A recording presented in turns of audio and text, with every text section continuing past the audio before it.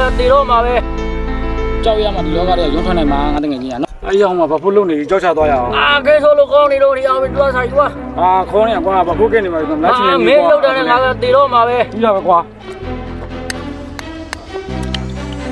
ကြောက်တယ်ကြောက်ကလေးလာတာပဲဒီနောက်မှာလောဘမရှိလားမသိကွာကြောက်ကလေးတော့ပြောင်းမယ်ရေးပါလာပဲကြောက်ကလောဘမကျွန်တော်ညီရေကြောက်လေးကြည့်ပြီးပါဦးအကြီးကြောက်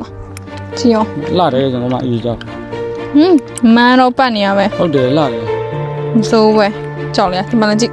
ကြောက်လေးလာတယ်သူ့အရေးကမန်းကျိုးပတ်နဲ့လာနော်ဒီမှာကြည့်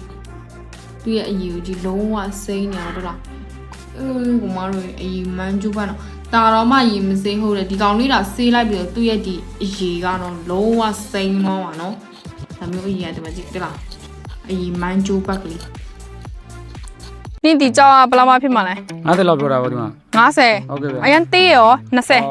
20မြောက်ဗောဒီမှာနဲတယ်မရောက်နိုင်ဘူး20ကမရောက်လားဟုတ်ကဲ့ဗျ20ကနဲလို့ပါဒီလဲပါလှရလေကြောက်က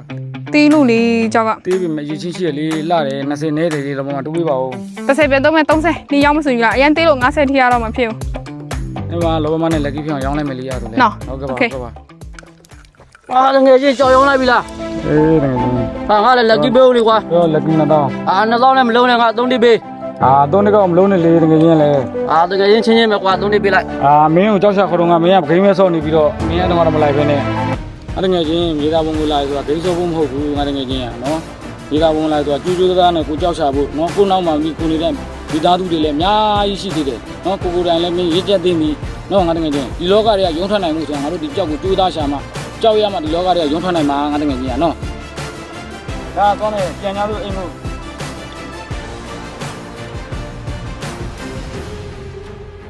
ကိုမမရဲ့ဒီကြောက်အရင်ကျိုးလေးကိုညီမ30နဲ့ရပြီကြိုက်ရင် Messenger မှာဆက်သွယ်ပေးပါ